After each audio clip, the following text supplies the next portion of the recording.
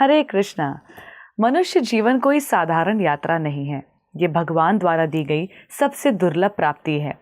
करोड़ों योनियों के बाद जब आत्मा को ये मानव शरीर मिलता है, तब समझो परमात्मा ने स्वयं हमारे सिर पर हाथ रख दिया हो।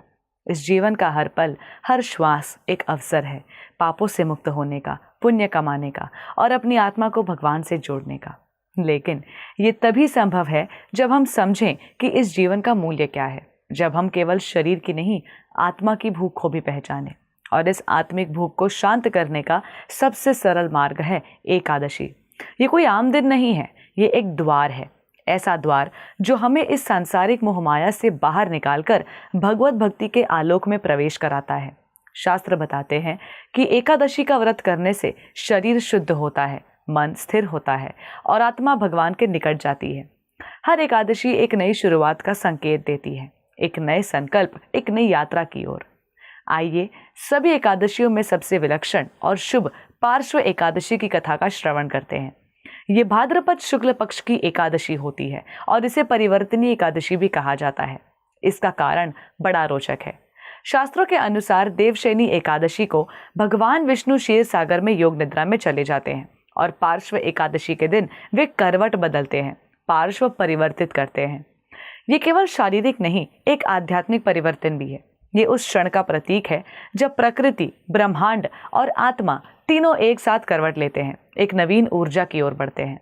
पुराणों में एक कथा आती है महाराजा बलि की, जो कि असुर कुल में जन्मे एक महादानी और पराक्रमी राजा थे।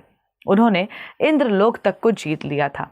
तब भगवान विष्णु वामन अवतार लेकर बलि महाराज के पास बटुक ब्राह्मण के वेश में पहुंचे, 3 पग भूमि मांगी और फिर विराट रूप लेकर तीनों लोकों को नाप लिया।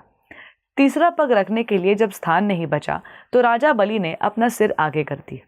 भगवान विष्णु ने प्रसन्न होकर उन्हें पाताल लोक का राजा बना दिया।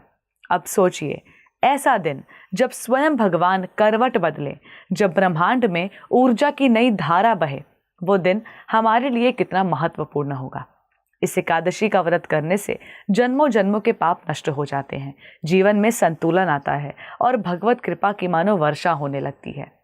ये व्रत केवल भोजन न करने का नाम नहीं है, ये अपने भीतर की अशुद्धियों से उपवास करने का नाम है, क्रोध से, लोभ से, छल से और ईर्ष्या से। ये आत्मा को निर्मल करने की प्रक्रिया है। पार्श्व एकादशी केवल एक तिथि नहीं, ये एक अवसर है अपने भीतर परिवर्तन लाने की, अपने जीवन की दिशा बदलने की और इस दुर्लभ मानव जीवन को सार्थक बनाने की। हमारा ये जीवन नश्वर है पर भक्ति नहीं, और जब तक ये जीवन है तब तक हमें भक्ति के अनुकूल सारी चीज़ों का पालन करना चाहिए, भगवान को प्रसन्न करने का प्रयास करते रहना चाहिए। आप सभी को हरे कृष्ण टीवी की ओर से पार्श्व एकादशी की हार्दिक शुभकामनाएं। धन्यवाद। हरे कृष्णा। ऐसे ही और भक्तिमय कार्यक्रमों के लिए देखिए हरे कृष्णा टेलीविजन, और इसे प्राप्त करने के लिए आप अपने केबल अथवा DTH ऑपरेटर से संपर्क करें तथा और अधिक जानकारी के लिए आज ही डायल करें 7666 839 839।